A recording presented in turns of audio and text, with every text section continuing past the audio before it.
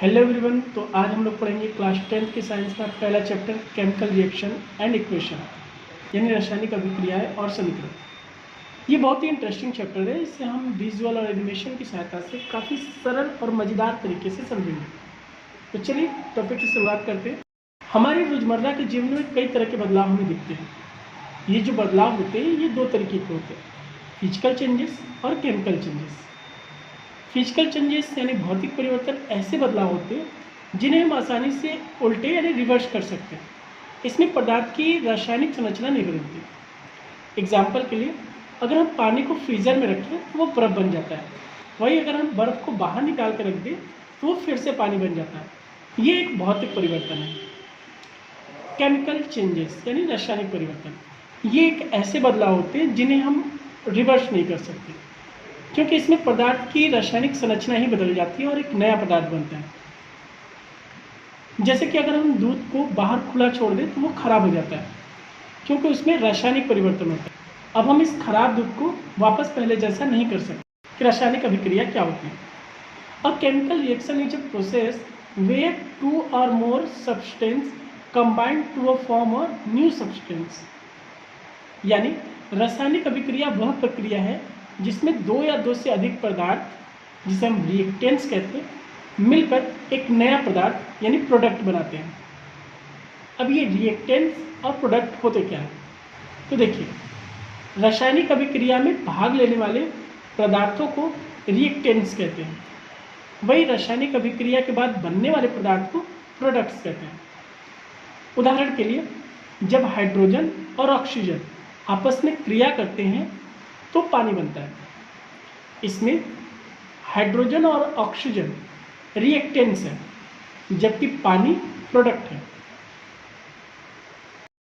यानी जब रासायनिक अभिक्रिया होती है तो हमें कौन कौन से बदलाव दिख सकते हैं? पहला है चेंज इन स्टेट, यानी अवस्था में बदलाव। यानी कि जब रासायनिक अभिक्रिया हो रही है तो सब्सटेंस या प्रोडक्ट की अवस्था में बदलाव हो सकते हैं। यानी वो ठोस से द्रव में, द्रव से गैस में, या गैस से ठोस में, किसी भी अवस्था में बदल सकते हैं। चेंज इन कलर, यानी रंग में बदलाव। रिएक्टेंट्स और प्रोडक्ट के रंग अलग अलग हो सकते हैं। एवोल्यूशन ऑफ गैस, यानी रासायनिक अभिक्रिया के दौरान उसमें से गैस या बुलबुले निकल सकते हैं। चौथा है चेंज इन टेम्परेचर, यानी तापमान में बदलाव। यानी रासायनिक अभिक्रिया के दौरान या तो हमें उसे गर्मी देनी होती है या अभिक्रिया से गर्मी निकल रही होती है। पांचवा है फॉर्मेशन ऑफ प्रेसिपिटेंट, यानी अवक्षेप्य का बनना। रासायनिक अभिक्रिया में ठोस पदार्थ बन सकते हैं जिन्हें हम अवक्षेप्य कहते हैं। चलिए आज हम लोग समझते हैं कि रासायनिक इक्वेशन क्या होते हैं, यानी रासायनिक समीकरण क्या होते हैं। तो देखिए, a chemical equation is a symbol representation of a chemical reaction using symbols and formulas. यानी रासायनिक समीकरण रासायनिक अभिक्रिया को प्रतीकों और सूत्रों के साथ लिखने का एक तरीका है। उदाहरण के लिए, अगर कार्बन और ऑक्सीजन आपस में क्रिया करके कार्बन डाइऑक्साइड बनाते हैं तो इसे हम लिखेंगे C+O2 एरो CO2। अब देखिए, यहाँ पे अगर हम देखें तो कार्बन और ऑक्सीजन आपस में क्रिया करके कार्बन डाइऑक्साइड तो बना रहे हैं, लेकिन जब भी ऐसी कोई अभिक्रिया होती है तो हमें इसे संतुलित करना पड़ता है। अब हम लोग जानते हैं कि समीकरणों को संतुलित क्यों करते हैं।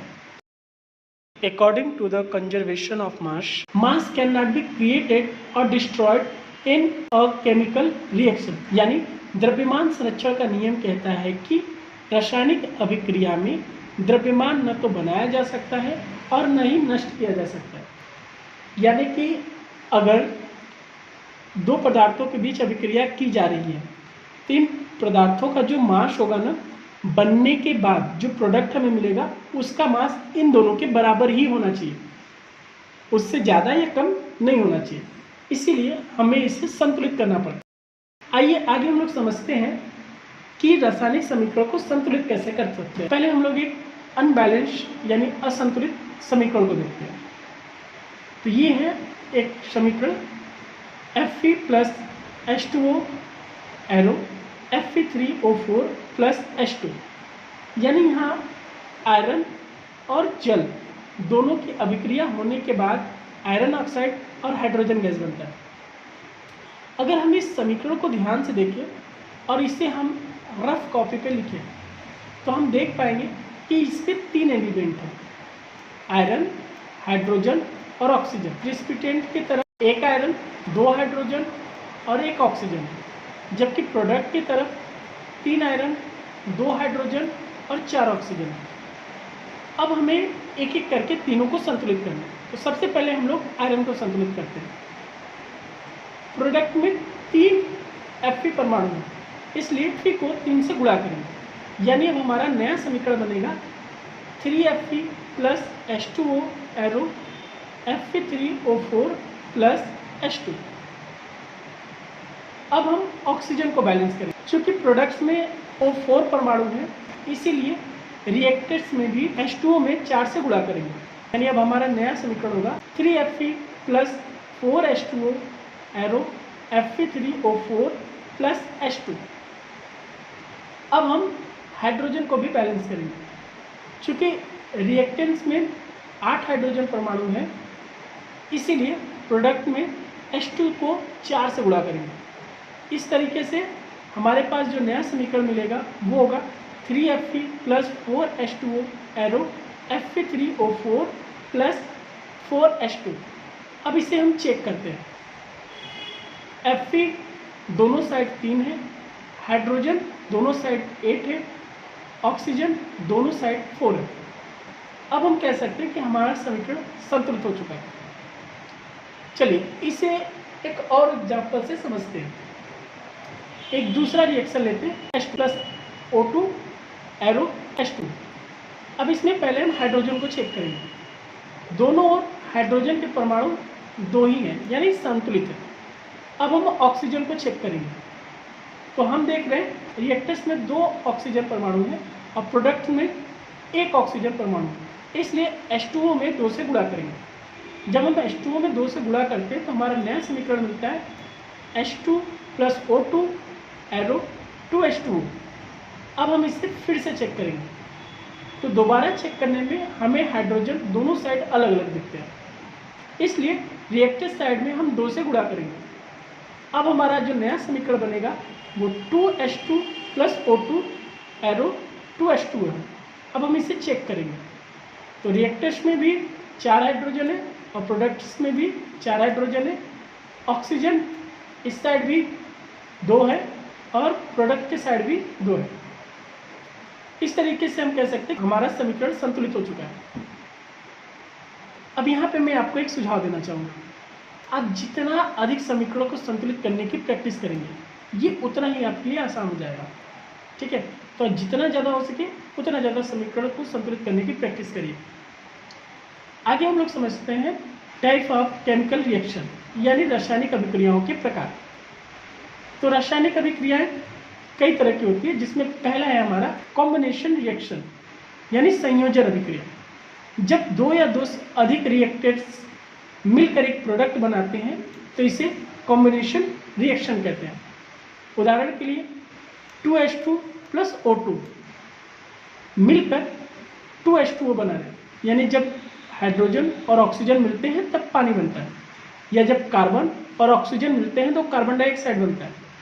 इसे हम कॉम्बिनेशन या फिर संयोजन अभिक्रिया कहेंगे।